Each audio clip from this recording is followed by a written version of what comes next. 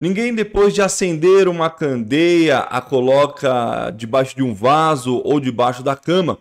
Pelo contrário, a coloca num velador, a fim de que todos que entrem vejam a sua luz. O que é que Jesus quis dizer com essa pequena parábola, esse grupo de 3 versículos? Qual é o ensinamento e qual é o sentido real desse texto? É isso que nós vamos ver hoje. Vem comigo, vamos juntos por dentro do texto.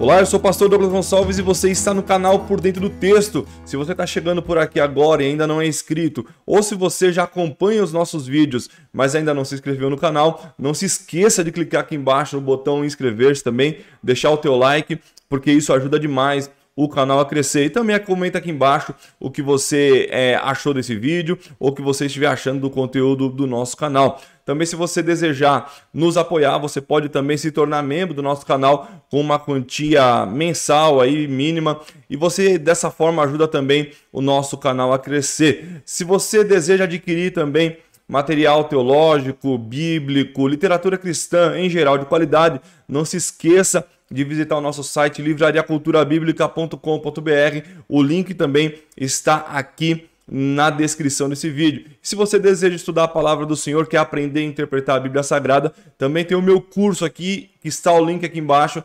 Interpretação Bíblica na Prática, para te ajudar a interpretar a palavra do Senhor como ela é de fato e de verdade. Bom, eu quero olhar com vocês para essa parábola que está no Evangelho segundo escreveu Lucas, capítulo 8, versículo 16, 17 e 18. Primeira coisa que nós precisamos ter em mente é que o Evangelho de Lucas, ele é um evangelho que tem um alto caráter missiológico. Ele está falando de missão, ele está falando de salvação propriamente dita, e este é o primeiro volume da obra de Lucas, que também é composta por Atos dos Apóstolos.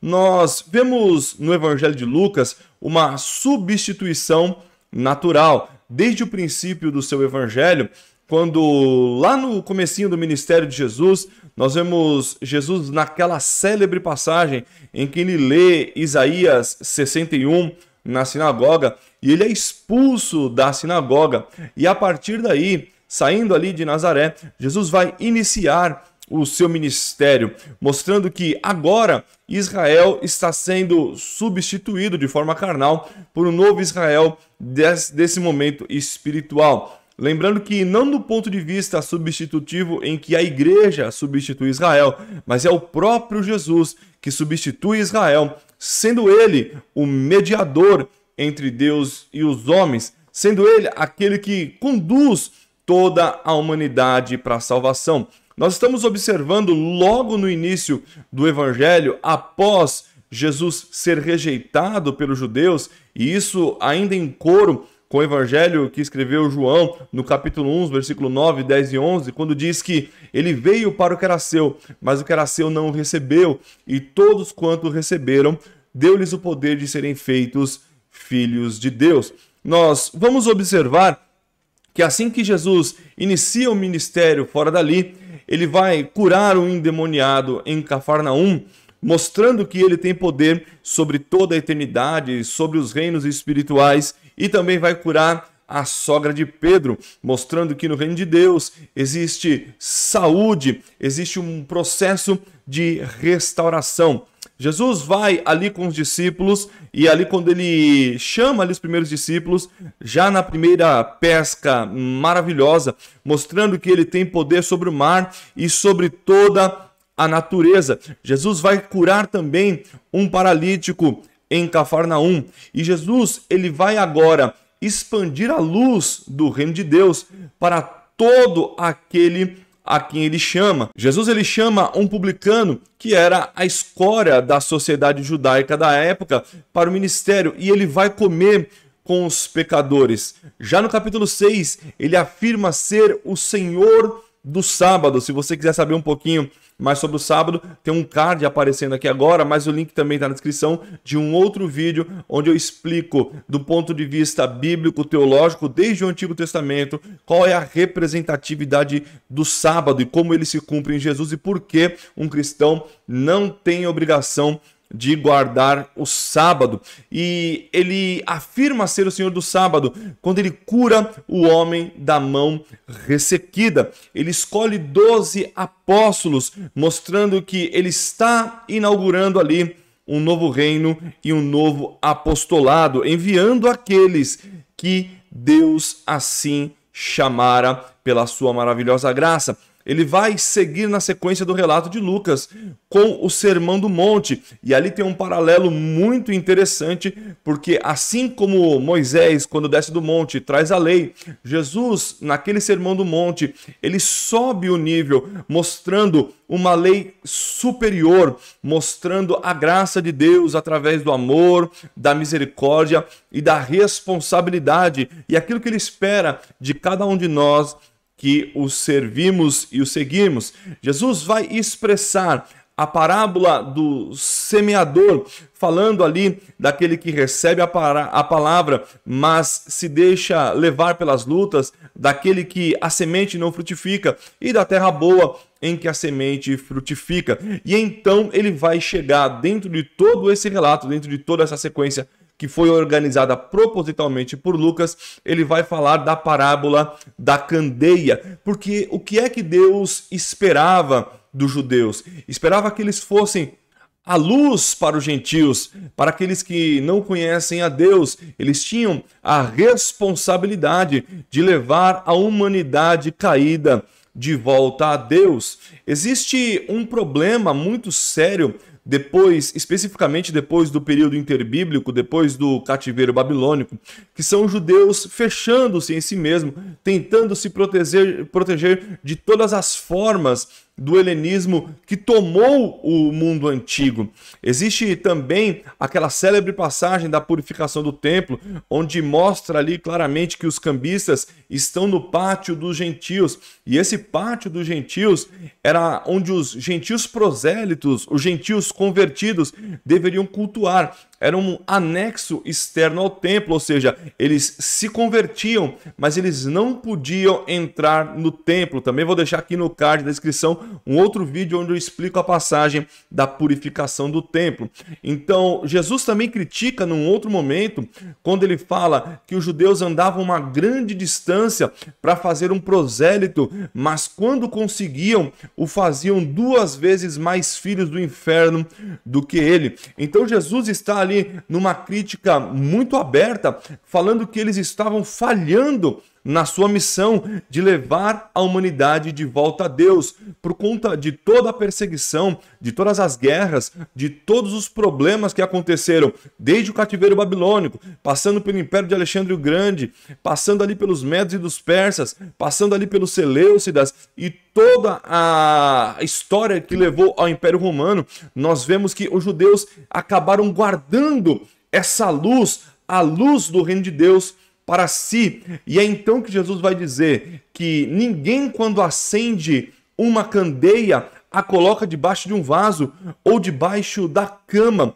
Jesus estava afirmando que Deus os escolhera para a expansão deste reino, para a expansão do reino de Deus, e não para esconder a palavra e a verdade de Deus para si mesmos. E isso fica muito claro quando Isaías fala lá no capítulo 49 e verso 6, ele dizendo que é muito pouco para vós, diz o Senhor, me servirdes apenas para eu restaurar as 12 tribos de Israel, mas vocês devem me servir para ser a luz para os gentios. Vocês devem me servir para serem aqueles que levam os gentios de volta para Deus e serem assim um instrumento da salvação até as extremidades da terra. E Lucas vai utilizar um hebraísmo interessante que também está contido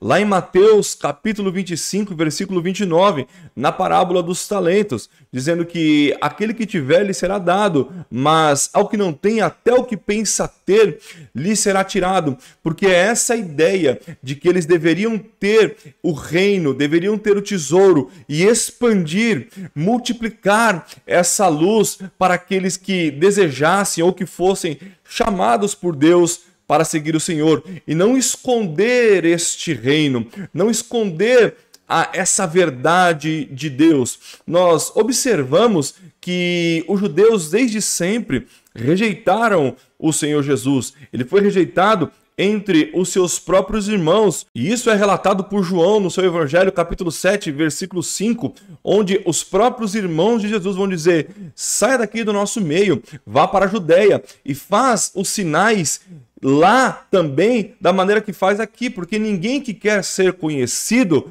o faz em oculto. Também Marcos vai nos afirmar no seu evangelho que os próprios conhecidos ali, as pessoas próximas de Jesus, achavam que ele estava louco. E essa substituição, ela fica extremamente latente quando, na sequência da narrativa de Lucas, a família de Jesus vem até ele e Maria vai dizer assim: olha, avise Jesus que a mãe dele, os irmãos dele estão aqui. E Jesus, de forma enfática e de forma dura, vai dizer: a minha família é todo aquele que faz a vontade do meu Pai. Meus irmãos, minha mãe, são aqueles que fazem a vontade do meu Pai. Então Jesus está apontando que o reino que ele inaugura e que ele tem todo o poder, ele transcende a carne e ele deve trazer luz, ele deve iluminar, e isso deve ser feito por aqueles que são candeias chamados por Deus para trazer luz em meio às trevas. E um ponto que é muito interessante é que o barro, a candeia, a lâmpada do mundo antigo, ela não tem luz em si mesma. Ela necessita de azeite, mas essa luz, a luz do Evangelho, é concedida pelo Senhor. Jesus não nos chamou para brilhar, para sermos popstar. Jesus não te chamou para você ser aquele que brilha, aquele que aparece. Mas Jesus nos chamou para que, através de nós, o Evangelho alcance também aqueles que estão perdidos. Jesus substitui Israel como servo perfeito do Senhor. A ele pertence a luz, a ele pertence a honra, a ele pertence a glória, e que através de nós o Senhor possa iluminar aqueles que ainda caminham em trevas. Eu quero indicar alguns livros aqui que podem lhe ajudar na compreensão do estudo bíblico, especialmente do Evangelho de Lucas. Este livraço aqui, tem um review dele aqui no canal também, que é o Novo Testamento, uma introdução histórica, retórico-literária e teológica de Manuel Alexandre Júnior, onde você vai enxergar toda essa divisão, propósito da escrita, estrutura literária, contexto histórico, cultural e literário da passagem, para que você possa traçar tudo isso que eu falei desde o princípio, desde a rejeição, um reino que veio irrompendo, até a culminação deste reino na morte e ressurreição de Cristo e a extensão dele sobre a igreja. E também o melhor comentário de Lucas que nós temos, na minha opinião, em língua portuguesa, que é o comentário de Lucas, essa série da Shed de publicações. Este comentário é comentado por James Edwards. Você encontra essas obras lá no nosso site, livrariaculturabiblica.com.br. O link está aqui na descrição. E se você curtiu esse vídeo, não esqueça de deixar o teu like, se inscrever no canal se ainda não é inscrito, compartilha nas suas mídias sociais e ajude este canal a crescer, porque assim você nos abençoa demais. Valeu, pessoal, muito obrigado, até a próxima, se Deus quiser.